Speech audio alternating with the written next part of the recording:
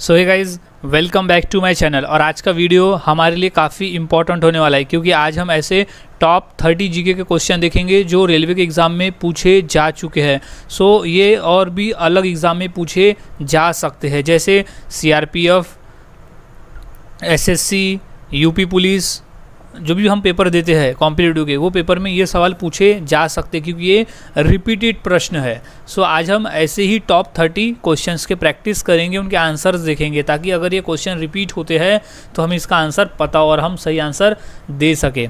और हाँ गाइज, अगर आप चैनल पे नए होंगे तो इसे सब्सक्राइब करना न भूलें ताकि मैं ऐसे ही वीडियोज़ आपके लिए लाता रहूँ। सो गाइज, अब शुरू करते हैं अपनी वीडियो की। हमारा जो सबसे पहला प्रश्न है वो है, भारतीय अर्थव्यवस्था की मुद्रा कौन सी है। यानी यहाँ बोलने का मतलब है कि भारतीय करेंसी का नाम क्या है, कौन मुद्रा का नाम क्या है। इसका जो राइट आंसर हो जाएगा वो है डी, रुपया। रुपया जो है वो भारतीय अर्थव्यवस्था की मुद्रा का नाम है, रुपया। इंपॉर्टेंट प्रश्न है रुपया। इसे याद में रखना है, ये रेलवे के एग्जाम में पूछा जा चुका है, तो ये इंपॉर्टेंट प्रश्न है रुपया। अगला सवाल है, पृथ्वी का निकटतम ग्रह कौन सा है। काफ़ी इंपॉर्टेंट प्रश्न है गाइज, इसे याद में रखना है। इसका जो राइट आंसर है वो है डी, शुक्र ग्रह है जो वो पृथ्वी के निकट है। ये प्रश्न पूछा गया था यूपी पुलिस के एग्जाम में कि पृथ्वी का निकटतम ग्रह कौन सा है। इसका जो राइट आंसर है वो है डी, शुक्र ग्रह जो पृथ्वी के निकट है। अगला सवाल है, भारतीय राष्ट्रीय कांग्रेस की स्थापना कब हुई थी।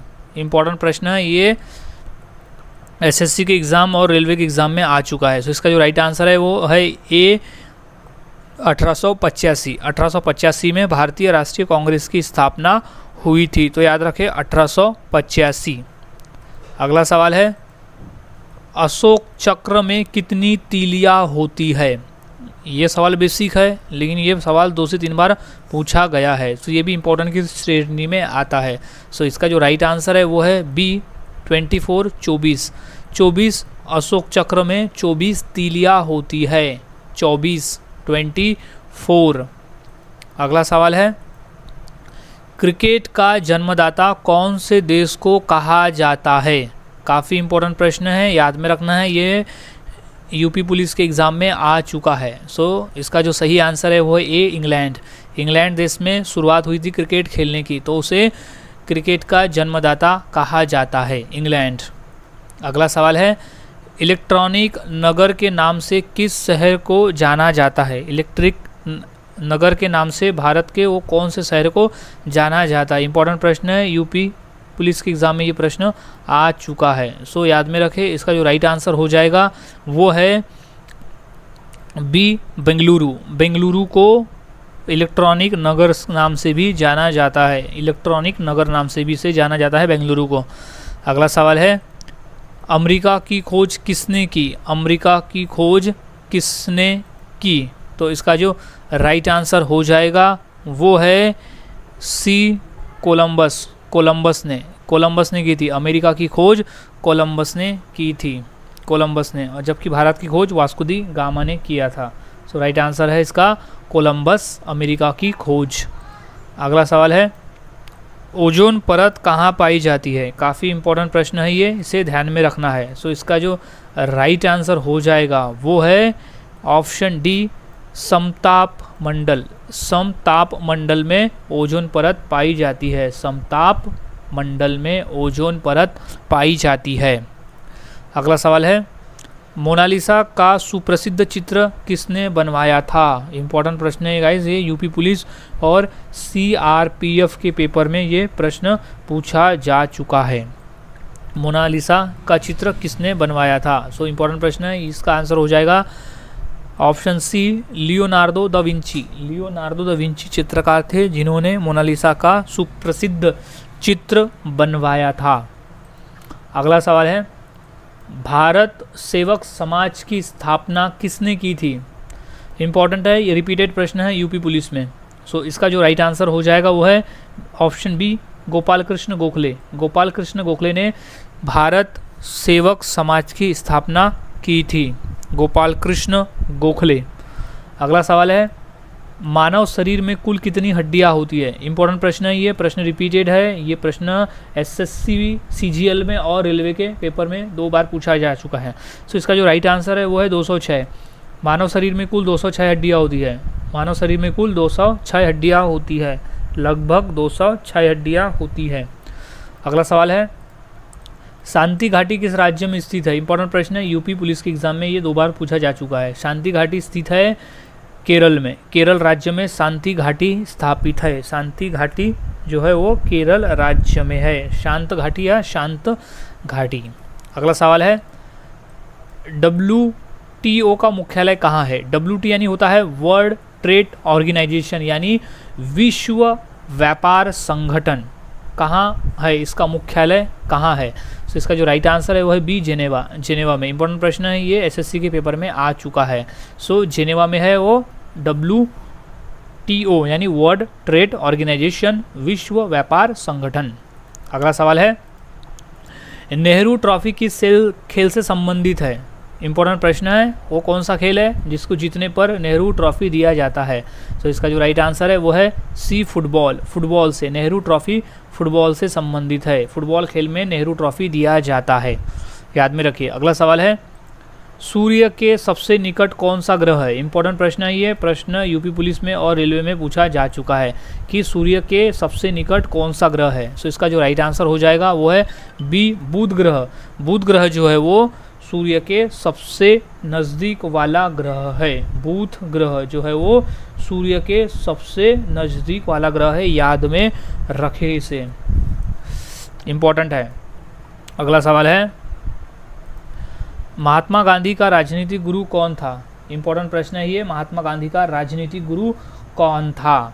यानी महात्मा गांधी किसे अपना राजनीतिक गुरु मानते थे? सो इंपॉर्टेंट प्रश्न है ये, प्रश्न रिपीटेड है यूपी पुलिस में, एलआईसी के पेपर में और एसएससी के पेपर में भी ये प्रश्न आ चुका है। सो इसका जो राइट आंसर हो जाएगा वो है बी, गोपाल कृष्ण गोखले। गोपाल कृष्ण गोखले को महात्मा गांधी अपना राजनीतिक गुरु मानते थे। So right answer is Gopal Krishna Gokhale. Gopal Krishna Gokhale is right answer.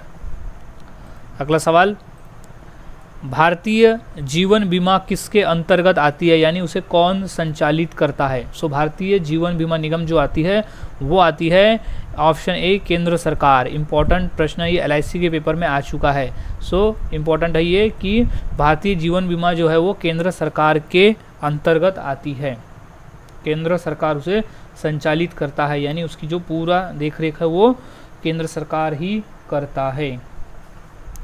अगला सवाल है, भारतीय जीवन बीमा निगम का मुख्यालय कहाँ है? इंपॉर्टेंट प्रश्न है, ये भी पेपर में आ चुका है, आरआरबी के पेपर में, रेलवे के पेपर में आ चुका है।